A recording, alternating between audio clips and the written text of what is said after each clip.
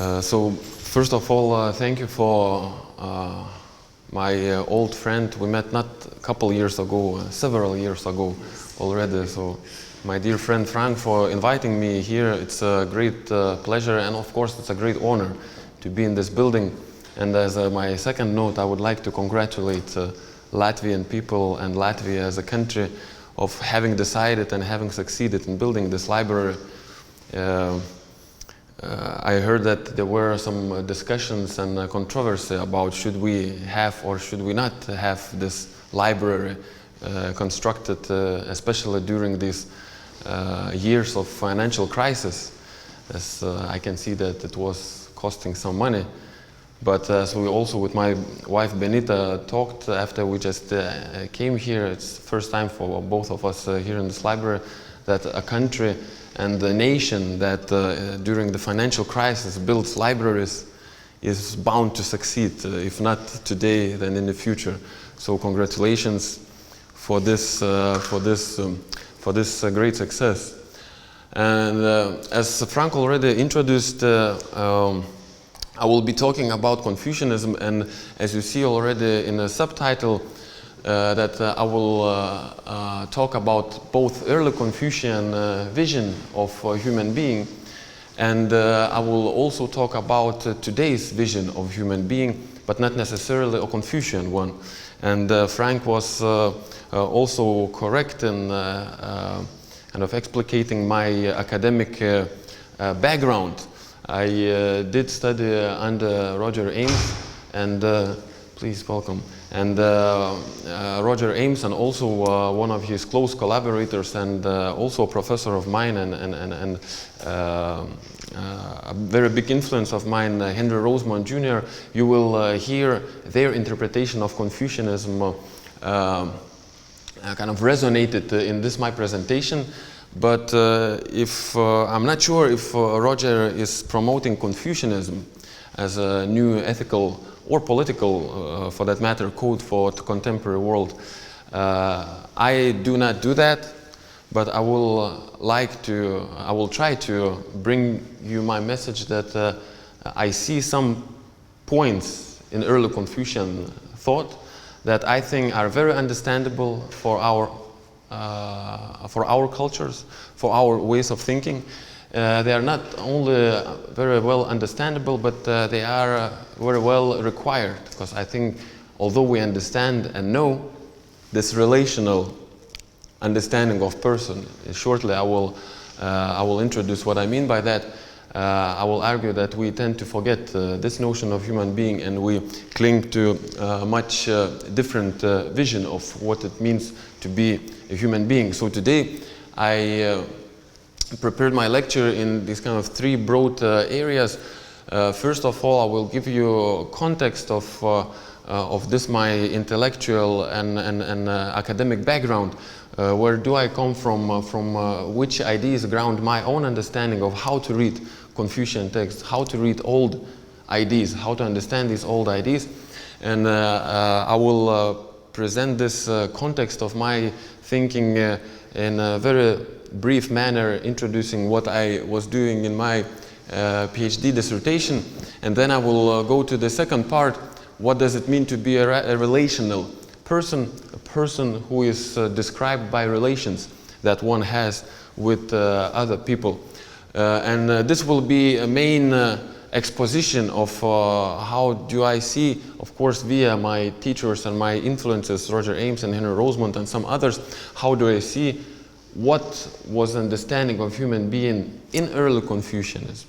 But I will also try to show you that this understanding is shared much more broadly and is not only exclusively found in Confucianism. And then the third part will be this kind of so what part. I will try to show you how I see the implications, what these good things could happen to us if we would consider or remember this relational understanding of human being more than we do now.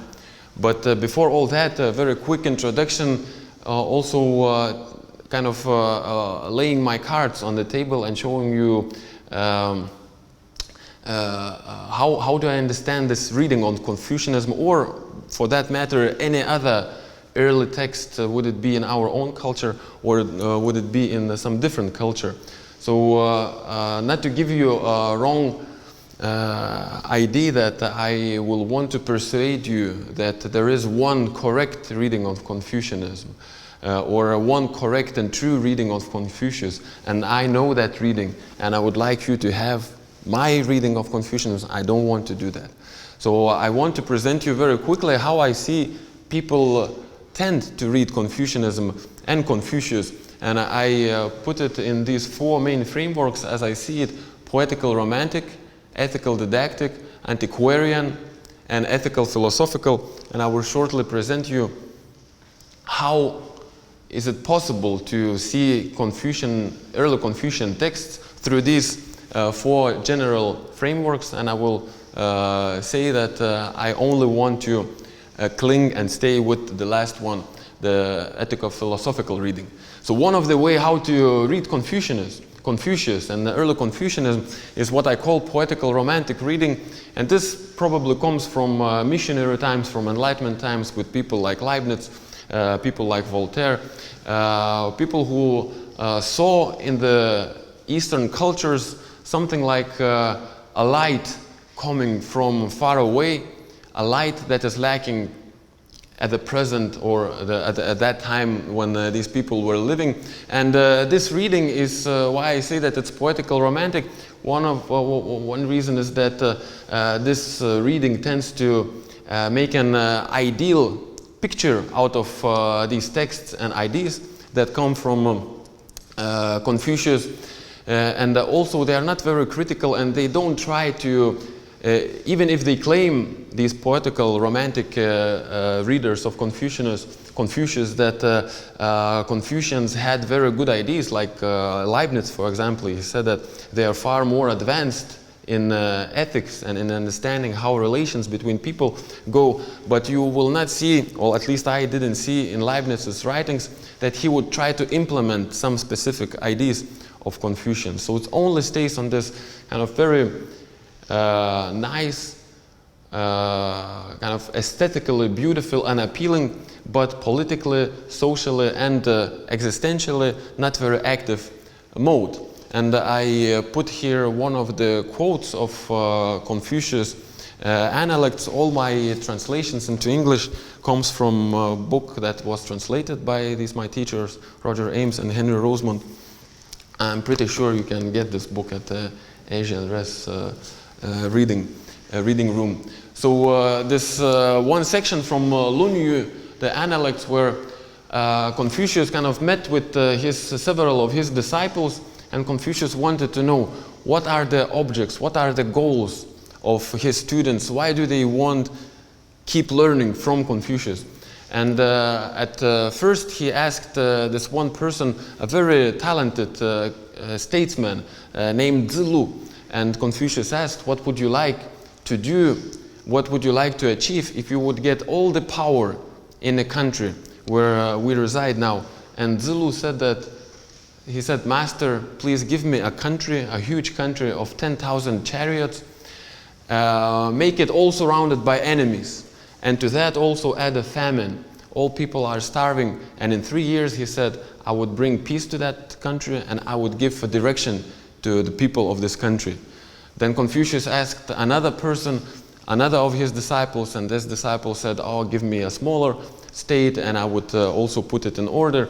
And then the third person, he was also less ambitious and said that he only would like to serve as a ritual master and just be in the presence when the state affairs are being conducted, and to watch if they are conducted in the right way.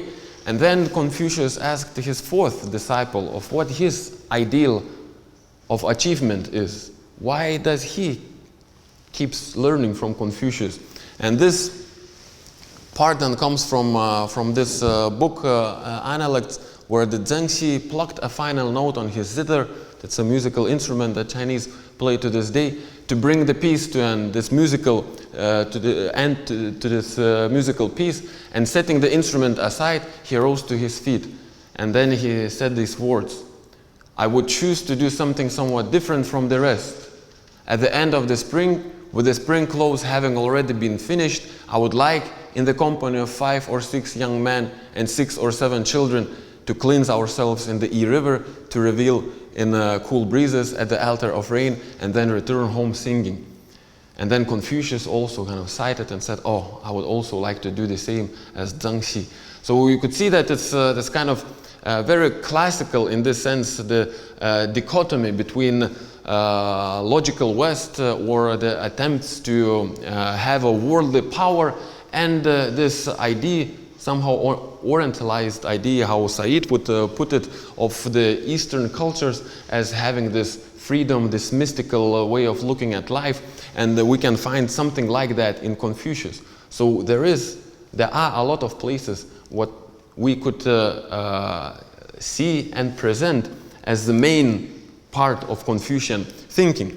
But it's not the only part. The other part of how people tend to read Confucius and early Confucians is what I call ethical didactic reading.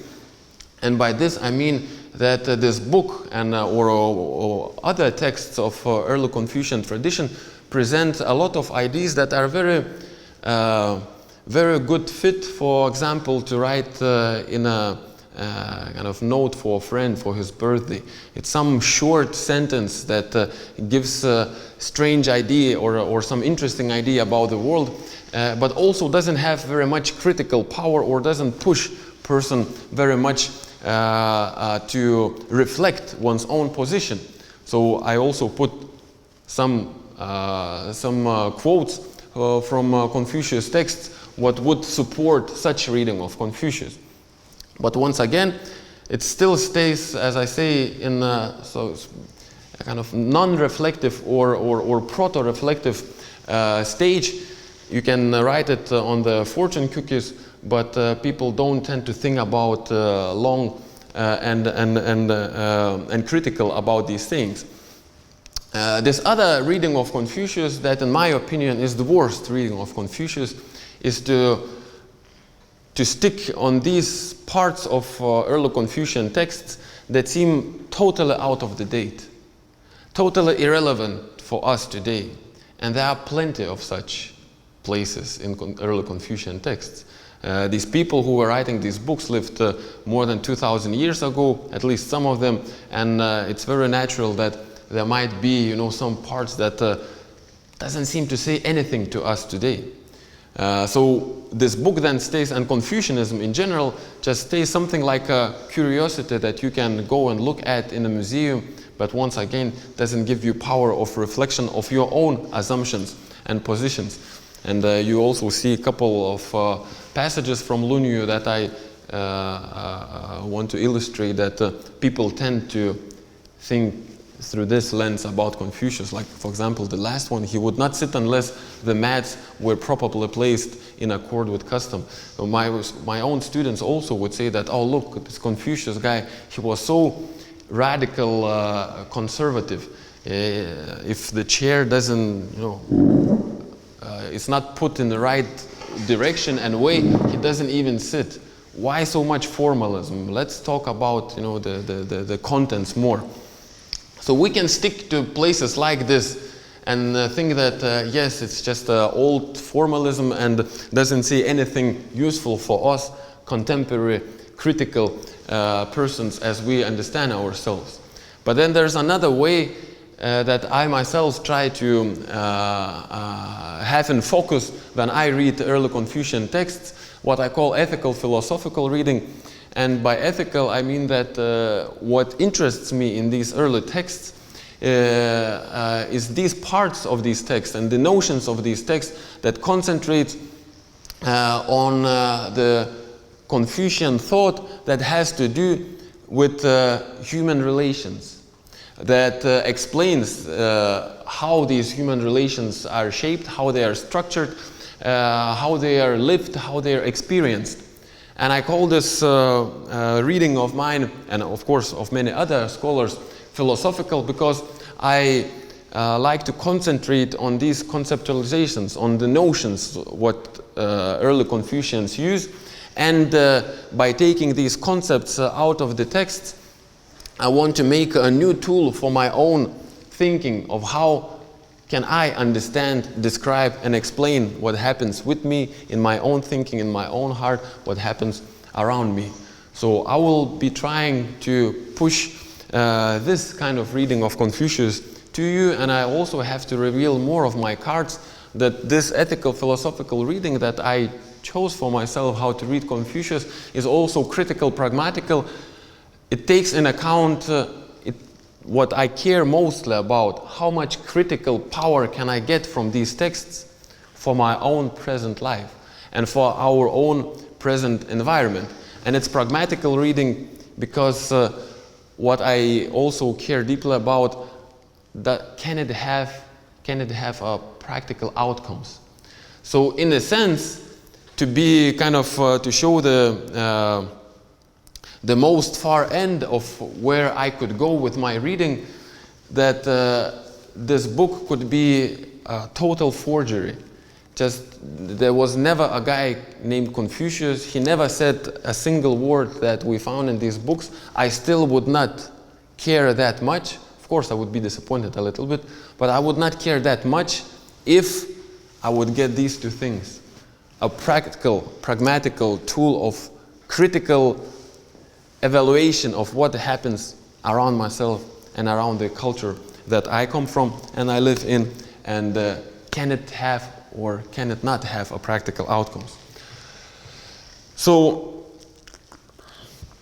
this context of how I came to understand early Confucian ideas, what I found in the text comes from these two main interpretations of contemporary 20th and 21st century philosophers, English-speaking, mostly English-speaking or English-writing philosophers, of how they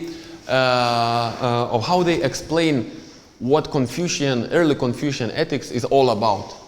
What is the basis? What is the ground of that Confucian ethical thought? So the question then arises, if we have several interpretations by these philosophers, are they trying to show, or am I trying to show you that there is one true interpretation within this philosophical reading on Confucius? And I say no, because I think that every interpretation already rests on some assumptions. They can be opened, they can be implied, they can be explicated, but this interpretation also, every interpretation, I say, is a hermeneutical project that never really ends. After every little piece of what we understand new or what we find new in these early texts, the whole body of this early Confucian thought might get new colors to our eye and our mind, which will once again push us to further research on what the true meaning of these early texts is. So I will not argue for one true interpretation, but I will, on these pragmatical grounds, support one interpretation over the other. So one interpretation, what I was dealing with also in my dissertation, is the most prevalent, the most popular way of explaining what early Confucian ethics is all about, is what is called in the academics Confucianism as a form of virtue ethics. Well, what does it mean? It means that there are some philosophers, actually quite a lot now, it's a prevalent, most popular interpretation of Confucianism now, who say that the best way of understand Confucian ethics is to look at it as some sort or like proto-Aristotelian ethics.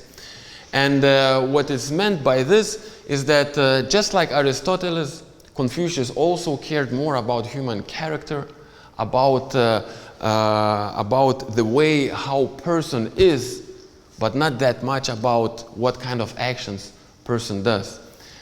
These philosophers, contemporary philosophers, they would say that if we will understand the nature, the character of human being, we will be able to predict what kind of actions this person would take, and the best way is not to explain to people how to judge Is the action correct or incorrect? Is it good or is just or unjust? It's much better to develop the character of the human being. So these philosophers say that, oh, Confucius also did that, just that. Of course he cared of how people behave, but more accent, more stress was laid on how to educate full blossoming human being and human character. So you would see in this interpretation already in translations of how it's translated into English or other languages, European languages, that even the most basic, most core, most fundamental vocabulary of early Confucians, like I wrote you a couple of characters, Li, which would more generally translated as ritual, Yi as propriety, Xiao as filial piety, as the feeling of children towards their parents. Sometimes it's also explained by saying that it's the obedience that should be shown to parents. That these characters, these ideas, these concepts that we can find in the text, they usually in this interpretation are translated as virtues, as a character traits, as personal character traits that are somehow inside us. Would it be in the heart or mind? It doesn't matter, but it's something that we have, more or less stable. And because we have these traits, whenever the opportunity comes, these traits would produce one kind or the other kind of behavior. And in my dissertation, I was to find an academic fight. That's what you have to do when you write dissertation. You have to find some academics that defended their dissertations much longer time ago than you did, and try to find where do they disagree and present then your own idea about their fight. So the fight that I found in the contemporary philosophical literature on Confucianism, I found it, surprise, surprise, in the writings of my own teachers of Roger Ames and Henry Rosemont, where they present the different perspective on early Confucian texts, saying explicitly that they go opposite directions from this virtue ethics interpretation, this Aristotelian-like interpretation of what I presented just before. So they call it role ethics interpretation. Role here is meant by the human roles. This we often call it social roles, but just shortly I will explain to you the more concrete idea of what this role means. So what Roger Ames and Henry Rosemont, authors of this translation, what they mean by this role ethics interpretation, first of all, they say that we should start from agreeing that there is no other counterpart of early Confucian thinking, neither in the East, India, China, Japan, nor in the West. So they say that we should take early Confucians as very subtle, as very unique thinkers who have their own system of thought that should not be artificially translated into language of other philosophical schools. And what they say that in this reading of early Confucians through role ethics, that most important thing that early Confucians think about and talk about when they think about human are not the personal character traits in humans, but the relations that we have between human beings. So the main focus of attention, Ames and Rosemont claim, for Confucius and early Confucians is not what happens here. It's not what happens here, but what happens here and among all the human beings that surround us. So this interpretation is not that much about person, but about the whole situation that surrounds this person. So it's, as I put it here, interpersonal. So when you look at these interpretations separately, and when you look at these interpretations when they explain their assumptions, their ideas, their goals, they seem both of these interpretations, virtue ethics interpretation and role ethics interpretation, they look quite sophisticated, quite having very good basis, having a lot of passages from early texts that they can support their interpretation, and it looks like a more or less adequate account of what early Confucians were thinking about. So in this sense, at the beginning I felt kind of strange, because it seems like everything makes sense when you read virtue ethics interpretation. You go over to role ethics, it also seems like it's all good there. But I had to find how come they claim different things then. And what I claimed in my dissertation was that the biggest difference, the focus, the main point of the difference between these two interpretations is how they understand or how they see early Confucians understanding what does it mean to be human being. What is the understanding of human being? So in Confucian virtue ethics interpretation, you will not see very explicated discussion about that. They don't talk too much of what kind of understanding, what kind of notion of human being there was in early Confucian texts, because it seems they assume that it's not very, or it's not radically different from our own. So they do not provide any specific notion, but if we read carefully, we can see that this interpretation holds that early Confucians thought about human beings much like Aristotle. So if you have heard about Aristotelian idea of human being as a social being, virtue ethics interpretation would say this is sufficient for explaining how early Confucians understood the human beings. They are social beings. It's nothing new to say about that. But when we read Aristotle, we see that for Aristotle, although he was claiming that human beings are social beings, zoon politikon, as he put it, that these political, social relations that human being has is only secondary. It comes after the main, essential, fundamental, and substantial core, the essence of human being.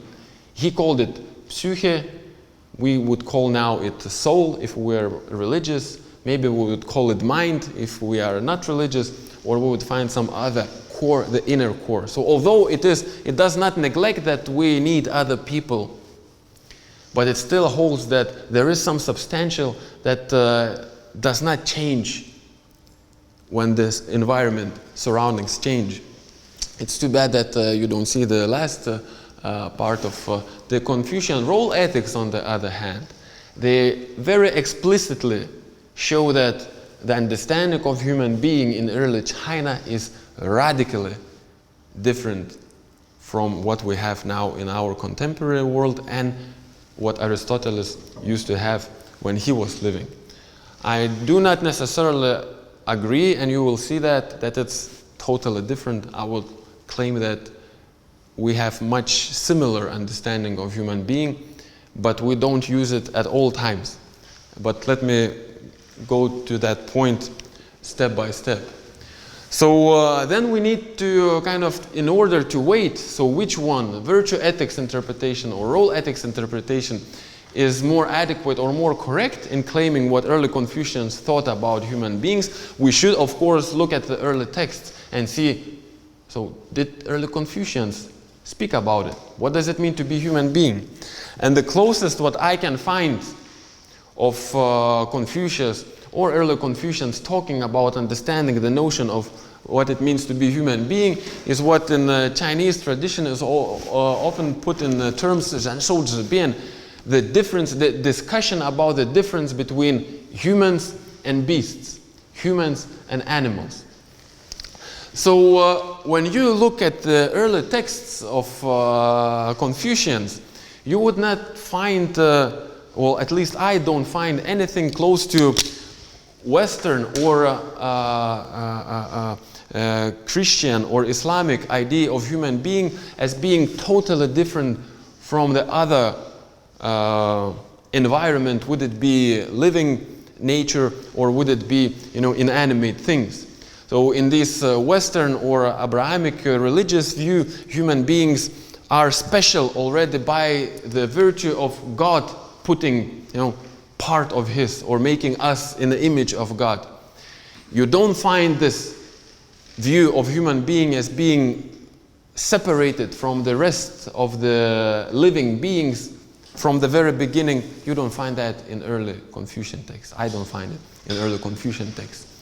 What early Confucians speak and how they explain what is the difference between human beings and beasts, they say that this difference lies solely in what they call zhenlun, or human roles and relationships. So basically what they are saying is that humans were not in any way different from animals. Or if they started to make difference, this difference was very small between humans and animals.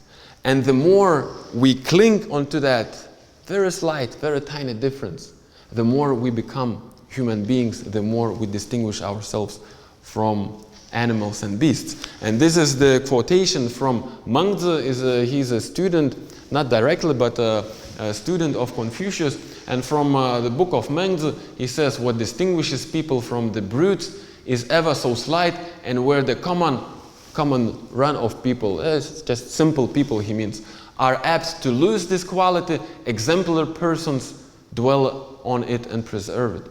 So he says that the more we cling onto this tiny difference that we have between us and the animals, the more we become humans. So what they say, the difference is the roles and relationships. And here we could already kind of be critical towards this idea and say, well, there are relationships also between animals.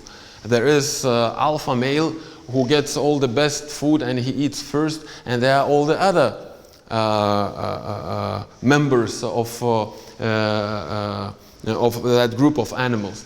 But this relationship is always just one directional. It never goes both ways. The alpha male can require something or get something from others, but he does not have to give anything to others. And this only one relation keeps all the way till this alpha male keeps his physical strength. So there's no other relationship of this alpha male with the other animals that surround him, that he would become, still staying alpha male for others, would become somehow less of importance. So what humans have different from the animals, that we have a network of relationships. It's much more complicated, and it has several distinctions for it. So this idea of early Confucians, what makes us humans, is, I would claim, is centered on this notion of lun, which I would translate, for lack of better word, role relationship. I will explain a little bit more of what qualities I believe this notion has in early Confucian texts.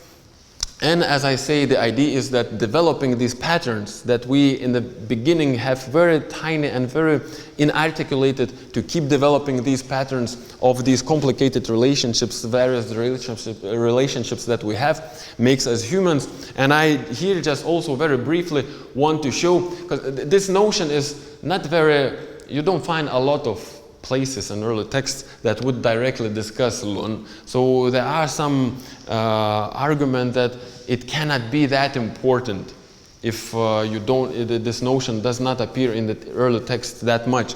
But I would like to show the very close cognate to that notion of lun, the notion of ritual or li, that you will find in all the early texts from the very beginning all the way till now.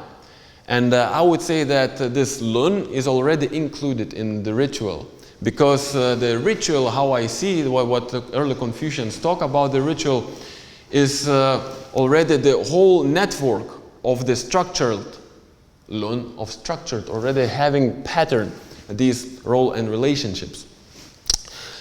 So let's go further and see how these, what do I find in early texts, how early Confucians explain what is that difference, the small tiny difference that separates us from the animals, what characteristics of this lun-role relationship the early texts give us.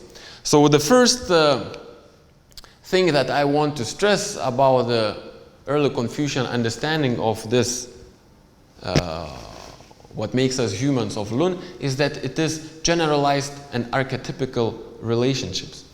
What I mean by that early Confucians have ulun, or 5 main relationships, as the whole, as they claim, the whole range of different patterns of how humans interact with each other.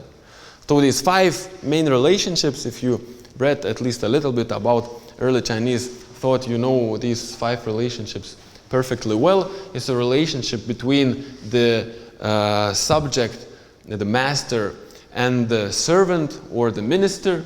So you could also, in more contemporary terms, you could describe it as a relationship between upper and the lower parts of the hierarchy, social hierarchy.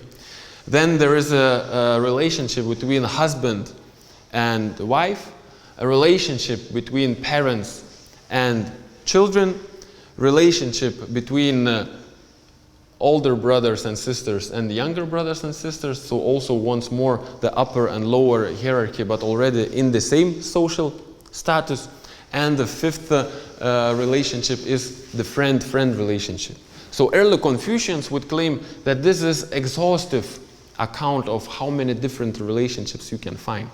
All the others that we have, for example, teacher and a student, could be fit in one of these 5, maybe not necessarily in just one. Maybe a teacher and student relationship has something, a little bit, a piece of master and the subject, or master and the minister relationship. It probably also has a little bit of parents-children relationship, but still we can explain all the variety of our relations in these 5 terms. The second characteristic of how early Confucians see this lun, what makes us humans, is that these roles, they are source of normativity. What I mean by that is that when early Confucians think about human being, about behavior of human being, and want to evaluate, is it morally good or is it morally bad? Is it something that we should strive for, or is it something that we should decline from? They keep in mind these 5 relationships, these lun, and what type of characteristic should be present at one or the other relationship. So the norms that we should learn and follow come not from our characters, but from the interactions of these 5 relationships. And then we see, so has the person fathered well? Was he acting in the father role well enough to keep on relationship with the children? Has the minister ministered well? Has the minister, she, keep the her person and her actions in accordance of what minister and the rural the master relationship should be? And here to illustrate this, how these different roles require different perspectives on action, I would like to show you, tell you the story about one man, the story that we found in the Mengzi, also one of early texts of Confucianism. This person asked Mengzi, he said, "Look, master, what should I do, or what should person do if one sees a woman drowning in the water? Should I help her?" Mengzi said, "Of course you should help her. You can help her, so you should reach out and help and not to let this woman drown. But then that person, once again, he asks, yes, but I'm man, and she is a woman, but we're not husband and wife. She's my sister-in-law, and according our rituals, according our rules, man and woman who are not husband and wife should not touch each other. So what this person kind of assumes is that probably there is one way of how people should act, and we should always keep acting in this manner. But Mengzi, one of the early Confucian masters, he says, you are wrong about thinking in that way. You have different roles and relationships at the same time. You are not only in the man and woman position at this time, but you are as a brother-in-law whose sister-in-law is drowning, who needs help. So in this situation, you should be able to tell apart which role is more important to you, and only then to choose a pattern of how to act in that situation, and only then we can decide was it morally good or bad action. The third part of that Lun understanding of early Confucians, that these roles and relationships, they are always particular roles and relationships. And what I mean by that? In the contemporary social philosophical thinking, we talk a lot about roles, we talk about social roles. All Marxist ideas, or majority of Marxist ideas, are based on understanding of roles, of social roles that we as human beings, as individuals, have to or choose to play in the society. So it seems from the first sight that early Confucians were also talking about these general roles that we kind of play, we as individual human beings play in our lives. But Confucians, the big difference is that although they talk in this general manner of being father and children, but they always talk of being father of these children, but not of these children. They always talk about being husband in my occasion, of being husband of Benita, but not of husband of some other wife. So it's always a particular role, which makes all the difference in the world. And if you have, let's say, more than 2 brothers, or more than 2 sisters, more than one is enough. You probably know that from your experience, that to be a good brother or sister to one of your brothers and to the other might be very different. Might require from you very different approach, very different qualities of your behavior. I have 3 brothers. One of my brothers is 32 years old. He has a job, he has a good career, he has children of his own. When we meet, it's not too often, but we mostly share our experiences, how to be a good father, how to be a good husband, how to what kind of anecdotes happen in our working careers. But then I have the second brother, who is now 17 years old. He likes to play basketball, and he was trying to get into Lithuania national team. So if I want to be a good brother with him, I have to play basketball. If I would try to talk with him about my job, about how to be a good father, that would be irrelevant for my brother. He probably wouldn't even want to have anything in common really with me. He would rather play with his friends. So in order for me to be a good brother, I have to keep in mind, am I now trying to be brother of Darius, that 32 years old, or of Christianas, of that 17 years old? And then I have the third brother, who is 7 now. He likes to sing. I have, when I visit him, I have to play guitar, both with me and Benita. We have to sing with him. So if I would try to play basketball with this my 7-year-old brother, that would not work. I would not be a good brother. So I have to keep in mind not only the general idea that I'm being brother, but I have to keep in mind what is interesting for that my brother. And you can think about that in all, the roles and relationships that you live in your lives. And the illustration from early texts that I want to show you about that understanding of particularity of Lun is how Confucius deals with his students. You can find it in 1122 passage, where one student comes to Confucius and says, Master, look, if I learned something, should I act on that? Should I act just in the way how I learned? Confucius says, wait a minute, your father is still alive. Your older brother is still alive. You should first look and see what do they think about that, what you learned. Only then act. Don't act on what you learned. You might not learn it well enough. But then the second student comes and he asks Confucius, Master, exactly the same question. Master, if I learned something, should I act on that? And Confucius says, of course. If you learn something, do that. Practice that. Then the third student appears and he's totally perplexed. He's like, Master, the question was the same. For one, you said, 行, do it. For other, you said, 不行, don't do it. Well, how can I understand that? And Confucius explained that exactly in the terms how I explain. He says, the first student, he's very active. He's very confident.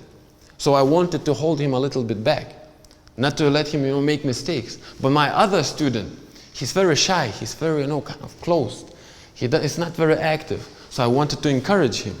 So once again, although we can talk about the role as being very general, being teacher, but what Confucians, early Confucians think, teacher of whom am I? Of that active student or of that passive student? And that might change your ways of behaving radically. And one very important, the last very important point that I want to stress on about this Confucian understanding of Lun, what makes us humans, is that these Lun roles, relationships, they are always dyadic. Dyadic means comes in pairs. It's always two of something. And these roles, what they are defined in dialogue. What I mean by that? One is that if you think about social role in contemporary sense, you might think, for example, about the workers, or about the job creators, about the politicians. You don't really need any opposite of that role to understand what that role of politician or role of worker makes it. But when Confucians talk about Lun, about these human roles and relations, they are always described in pairs. So it's father and children. So it's subject and the minister. The master and the minister. So the husband and wife. And what it means is that you cannot really understand and explain, and you cannot really be the role without having your opposite of that role. If you have learned Chinese, you know that Chinese don't have a word for brother or sister. They only have words for bigger brother and younger brother. 哥哥弟弟. There's no way to say just simply brother. There's no way to say sister. It's only older sister, 姐姐, or younger sister, 妹妹. For more than 10 years, I was, teaching that to my students without really thinking why. It was just Chinese curiosity. They don't have, Germans have word Geschwister. We, at least in Lithuania, don't have a good word to translate with one word to say both brothers and sisters. Germans have it, we don't. Well, Chinese have something, other curiosity with Chinese language. But just recently, I started to think, well, maybe it also shows us something. Why don't they have this, one word for brother? The answer is quite simple, actually. Maybe you can guess also what it is. What's the reason behind, lacking of the word, or not even needing a word for brother? So my answer, how I explain it to myself and now I explain to my students, I say, you become brother only when your brother or sister is born. So you're never brother. You, at the very instant when you become brother, you are either older brother or younger brother. So there's no such thing as brother. So why to bother, thinking up the word for brother? It's always just the older or the younger brother. There's no way how can I be a husband without having wife. No way. There's no way of talking about children if there's no parents. So the one role always implies the other, and we always need the other, the opposite part of our role relationship. That's why I say that it's dyadic and dialogue, defined in dialogue, in order to tell about our own roles and relationships. So the illustration for that I find, for example, in Mengzi, where he talks about Wang, ruler, the benevolent, the exemplary ruler. And in this part 1b8, the dialogue that happens between Mengzi and his interlocutor is that this person asks Mengzi, what do you think about regicide, about killing a king? And Mengzi says, that's terrible, it cannot be done. That would cause a chaos under the heaven. And then this person says, yes, master, but we both know history. It happened in Chinese history before us that people killed the king and established the Shang, the last Shang dynasty king, and established a new dynasty, Zhou dynasty. He says, so were they wrong of doing that and establishing the Zhou dynasty? And of course, Mengzi, just like Confucius, he likes Zhou dynasty. And the person probably thought that he got Mengzi into corner. But Mengzi answers he says, that person about whose killing you just talked, he says, I heard that this person was stealing the humanity from people. He was stealing and not providing justice to the people. So Mengzi says, I have heard about killing a thief and the villain, but I not have heard about killing the king. So what I believe Mengzi means here, that there's no way of putting oneself in a position of some role without the opposite of that role accepting you as having that role. I am father of my daughter Yona only in as much as she calls me father and she feels that I'm her father. The biological thing that it happened, from me, does not matter at all. If she does not recognize me as father, I can call myself as much as I want. I'm her father. I will be only the mask, the role that I play, but I do not live it. And only when the opposite part accepts me as this, and I become the real role. So we see that in this understanding of Lun, of what us makes humans and not beasts, we have this very complex in a way, but also very simple idea that human beings are so tied up with other human beings that in order to explain and understand what one is, one needs the other part of that role relationship. So let's go in order to sum it up what I was speaking here of, just sum up it that for Confucians then relationship is prior and is constitutive to those who come into relationship. So when early Confucians think about human beings, they don't think that, I have one person, Vytis, that it's totally self-sufficient in himself, and then we have other person, Benita, and then they just meet and decide to be together or decide not to be together anymore. They think that what we are now, me and Benita, what I am now with you as a lecturer and you as a listeners, we are defined, we are born in that relationship. That relationship comes prior to what we are. And in order to show the difference, what I find with this Confucian vision with Aristoteles, and also kind of to show that why I support more role ethics reading of Confucians than virtue ethics, I give here a short quotation of Aristoteles, who says completely different thing. He says, that which is the thing in itself, so some substance, that is the being, he says, is prior by nature to any relation. So for Aristotelian thought, there are substances that are self-sufficient in itself. They can exist without having any relationship. They can keep existing without having any relationship. They can be understood without having any relationships.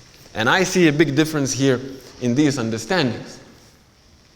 So now, if before I was talking about understanding of human, how I see it in early, what I find in early Confucianism, I would like to turn very quickly to what following Roger Ames and Henry Rosemont, I call here relational understanding of human being. So what we are talking about this Lun, about all these characteristics of Lun, is summed up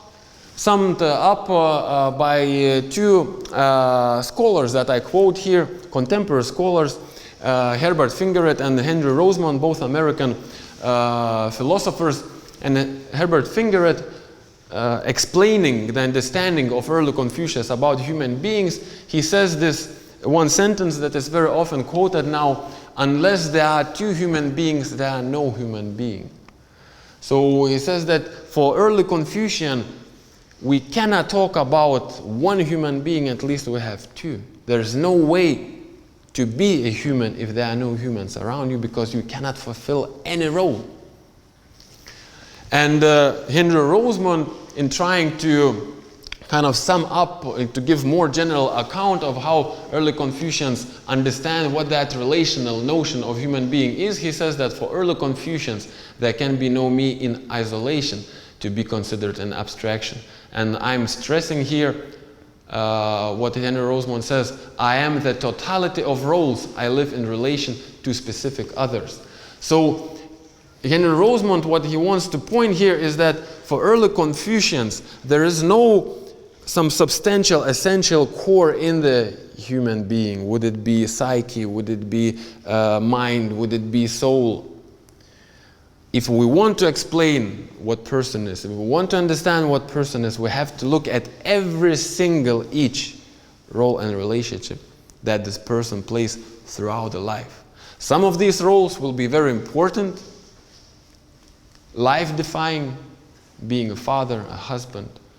Some others will be more or less important, to be just an acquaintance or a friend with someone, or be a buyer of some shopper that you keep buying bread. But all of it, only when it's brought together, can explain what this person is.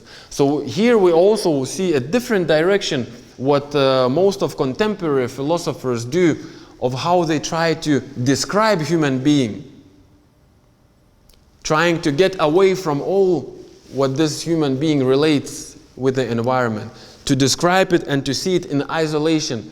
And the Confucian vision, when they try to explain it, to try and show how this human being relates to many, many other different human beings.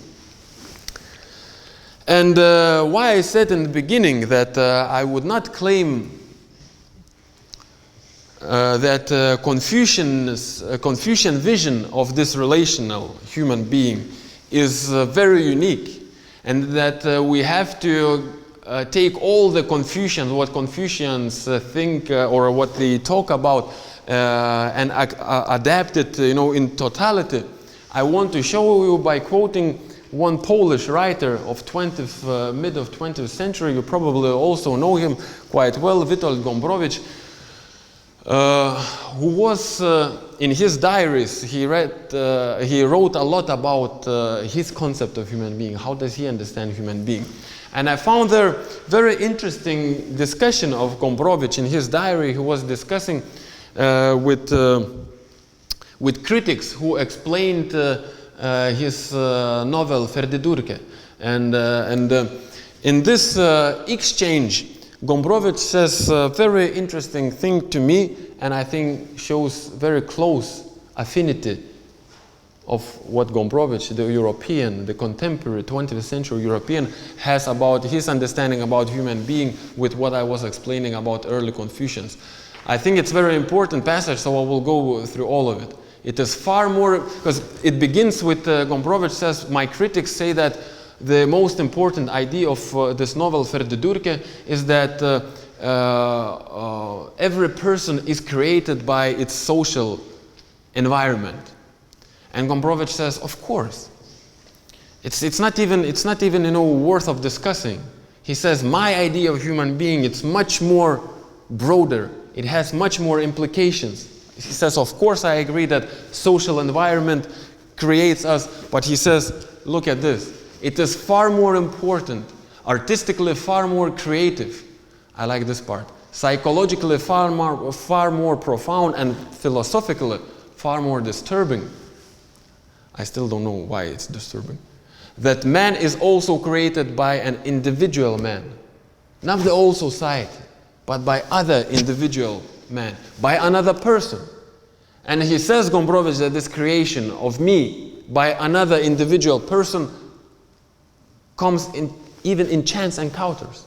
When I meet someone just by chance here in the library, that person also creates part of me. Of course, it's much lesser part than what Benita, for example, or my students, or now you create in me, because now I'm all absorbed in the lecturer role, because I have listeners. You should stand up and leave, all of you, and I'm just the insane guy shouting at the walls. So there's, it's very important. It's not a chance encounter, but even chance encounters also create me, Gombrowicz says. It happens every minute of the day by virtue of the fact that I'm always for another, counting on someone else's seeing me, being able to exist in a specific manner only for someone else and by someone else.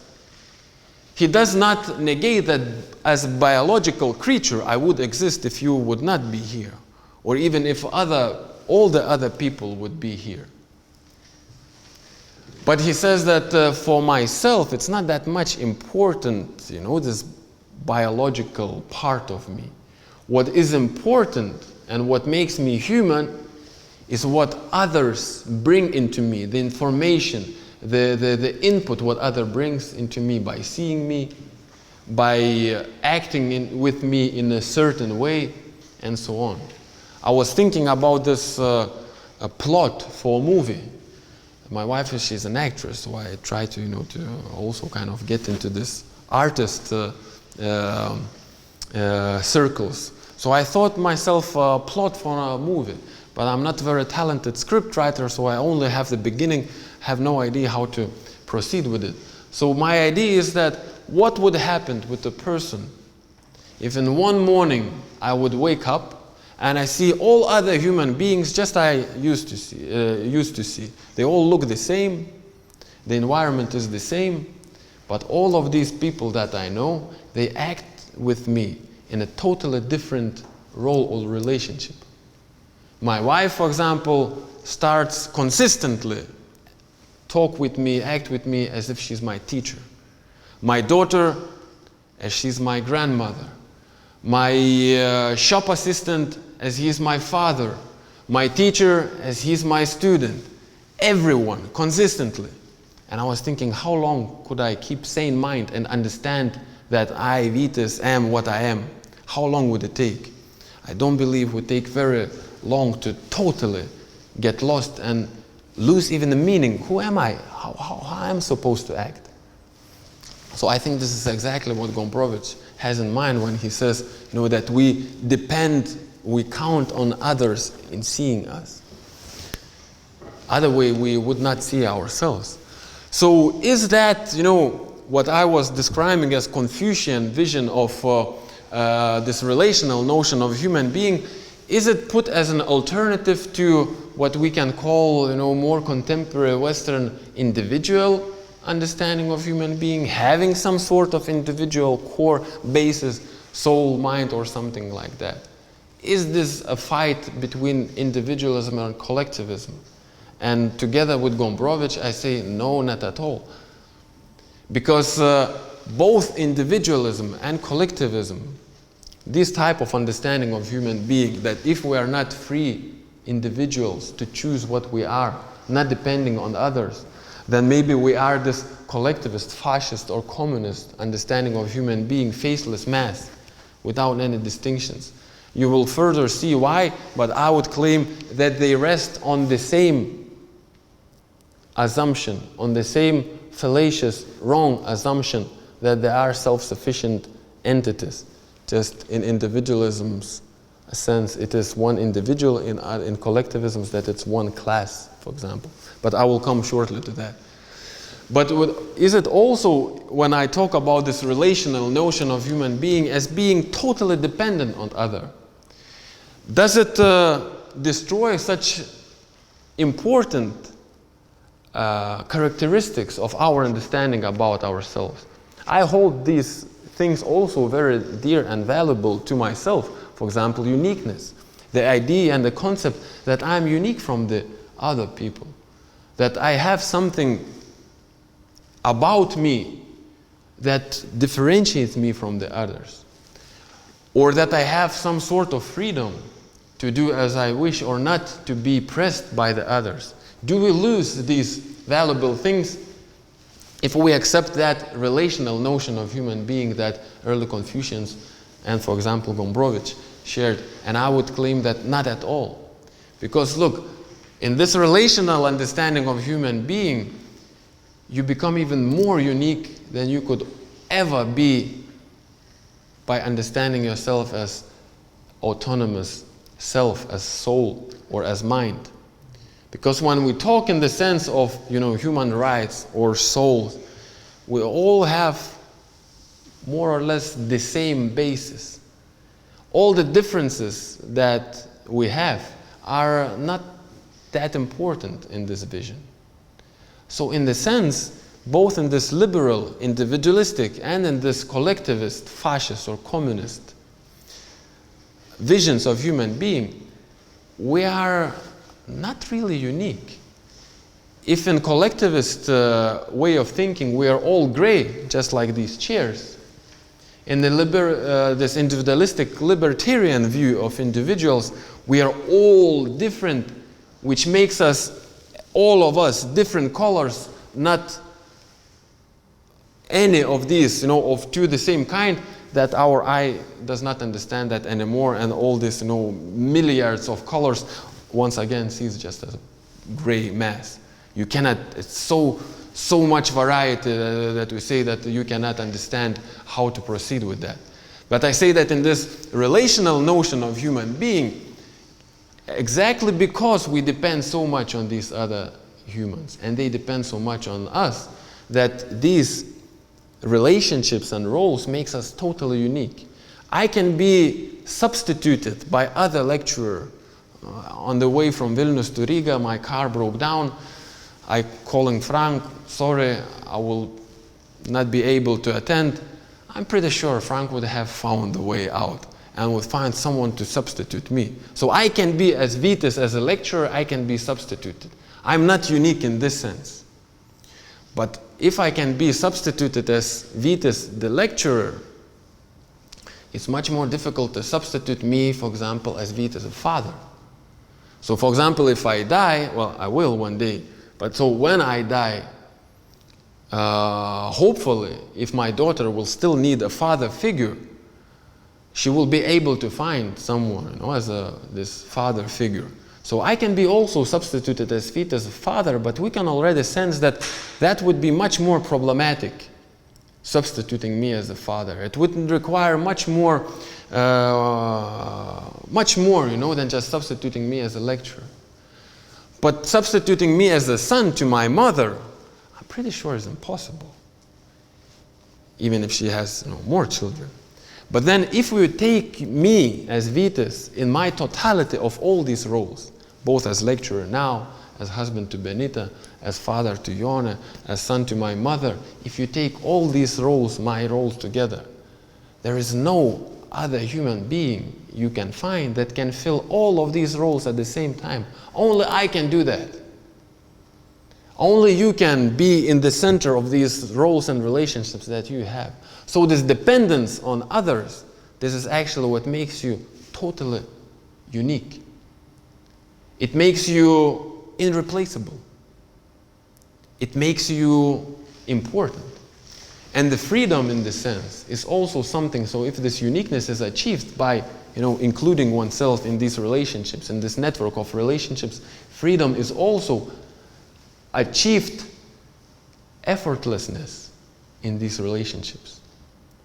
I was much more stressed lecturer when I started. I tried to find ways of how to read, how to understand that listeners are interested or not. I feel more and more comfortable. I hope I found more and more ways of how to be a good husband and deal with that also effortlessly. That's what in Confucian or Chinese more general tradition you can find described by the notion of wu wei, the effortless action. So this freedom is also something that you get from emerging into that relationship. Understanding totally what it requires. Understanding totally how you, a particular human being, can adapt that role. And thus achieving this fluency. Think of jazz master, the piano or guitar. Think in the beginning how much effort it took for him to master the instrument that he was playing. And think of him now when he's already a jazz master. The easiness that comes, that radiates from him or her when she or he plays guitar or piano. You cannot even understand, is it still a thing separated from that person, or is it, it becomes a part of that person's body? So this is the freedom that you get more and more by immersing into something, but not trying to keep away from that. And this last part, very quickly, the so what part. And this so what part, I think, what would we get if we would more sincerely contemplate that relational understanding of human being that I, together with the help of Henry Rosemont and Roger Ames, find in early Confucian texts, but also, as I showed, I see around us in contemporary Western world. What do we get from that? I would claim that one of the biggest achievements that we could get, if we could deeply contemplate the idea of relational person as I presented it to you, is that we would clearly see what I call self-sufficiency fallacy. This is my term, let me explain what I mean by it. The self-sufficiency fallacy I call an erroneous, a false conviction that there are entities that can come into being, that can exist and be understood by themselves or the others without any reliance on other such entities. So the self-sufficiency fallacy basically is what I call the idea that you can have autonomous something that can hit that other autonomous something, but they don't need each other neither to exist nor be understood. I say that this self-sufficiency, why the fancy words? Because I think that this fallacy has many faces, and I wanted to find one way of calling all of these faces of the self-sufficiency fallacy. So these many faces of self-sufficiency fallacy, when we call about ethical, political, social issues, I would claim that are all the majority of ideologies that we used to have in the history and we have now in the present. For example, individualism is one form of self-sufficiency fallacy, is holding that the entity that can come into being, exist and be understood without others is individual, is the human being. It's understanding that I don't need other human beings in order to exist or in order to know who I am. And if you read or listen to libertarian, especially if they work more in the field of economics, you will often hear that. I achieved something of that position that I have now. Why these other poor people cannot do that? I achieved it myself, so why don't they achieve? This is the one way of thinking about oneself as an individual, that as if I never required anyone else to become what I am and to be and to stay what I am. The other phase, for example, of the same self-sufficiency fallacy is the nationalism. Is the idea that entity that cannot, be separated in itself and can exist autonomous without other entities, nations, is a nationalism. We have Lithuanian nationalists who think that we don't need Latvians, we don't need Polish, we never needed them. We're good by ourselves. It's enough We don't need, strange Polish letters like W letter. Now it's a huge fight in Lithuania. We don't have this letter in our alphabet, and politicians keep fighting. Should we allow people to write their names if they have, like Witold Gombrowicz has W in his name. In Lithuania, he would not be able to get passport with W written. So we don't need, these things. Lithuanians can exist, they can come into being, they can exist, and they can understand themselves without any recourse to other nations around. The racism is another phase of self-sufficiency fallacy. It's the idea that, white race can exist without other races. We can, we can kill out all the other races. We still will be good. And there are many other phases of this idea that, there are some entities that can be autonomous. So if we have this self-sufficiency fallacy, we keep thinking in terms that it is possible for me to win, to get a better position in the time when other people, or at least part of other people, lose. It's the idea that I can live a happy and good life when now, in this moment, there are refugees that are drowning in the seas trying to find shelter from wars or economic disasters. It's the idea that I can succeed as a businessman even without, I'm not talking about cheating, but I can succeed as a businessman without trying to help businesses around to flourish. So if we would clearly see this fallacy, this falsity of that self-sufficiency idea, we would understand that there's no such thing as win or lose. There's always either we all win together or we all lose together. There's no other way. I will not go to this other part of what I say, what is, so what part of that, what would it bring to us, this thinking about humans in the terms of relational persons? Just very shortly, also kind of getting back at today and showing some of the problems, some of the illnesses, some of the inadequacies of our lives that other philosophers or social theorists put forward. For example, like Robert Putnam in his book Bowling Alone, where he talks about deterioration, the collapse of American communities. And he tries to find, describe this process and find some reasons behind it. Or a philosopher, American philosopher of Lithuanian descent, Alfonso Lingis, who wrote the book Community of Those Who Have Nothing in Common. Once again, a very illustrative name, that we still kind of live in communities, but if we try to, or we were pushed to think what have we in common, it would appear that we don't even know our neighbor that lives next door. And that neighbor has loud parties or somehow in other way violate our own freedom.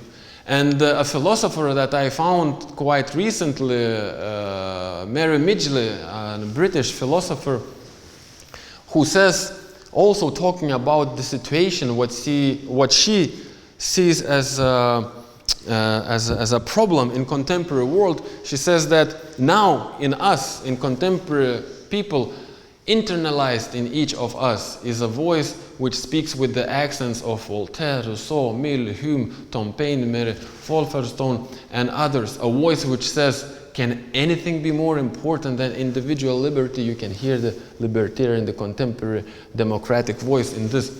Can anything be more important than individual liberty? And Mary Midgley thinks that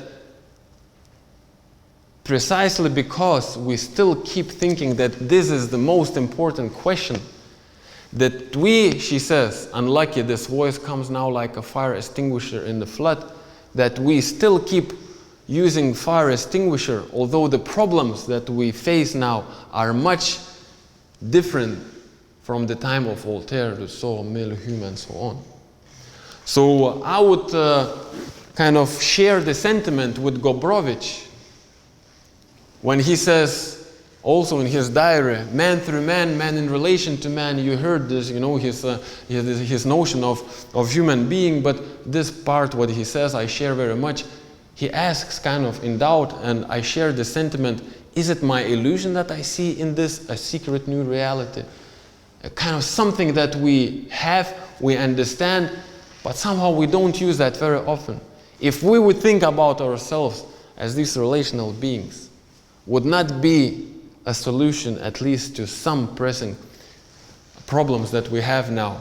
And my last point is that I don't believe that this notion of relational being is somehow alien to us, that it's somehow uniquely Confucian. As I said, you know, for example, 20th century writer, European writer shared that vision. But I would say that each of us, if we would think long enough, we would remember times when we said something like that. Tell me who are your friends and I will tell you who are you. Or that we, at some point in our lives, we saw some, you know, baby, like 3 years old toddler, just running all happy, you know, and smiling and running up to us, and you would see that this baby is self-confident enough. She's not afraid to talk to people, but she's also good educated and smart already, that not to get too close to people whom she doesn't know. And you would kind of, if not very explicitly, but you have the idea that she probably has a good family. She has, you know, someone who cares about her. Without seeing other people, with only seeing this happy baby, we already do some, you know, we already have some idea of what the surroundings of this person is. Or when we say, I'm not the man that I used to be, you know, after some stressful moments, we hear people saying, a husband passes away and woman says, I'm not that woman that I used to be. We keep hearing that, I would claim.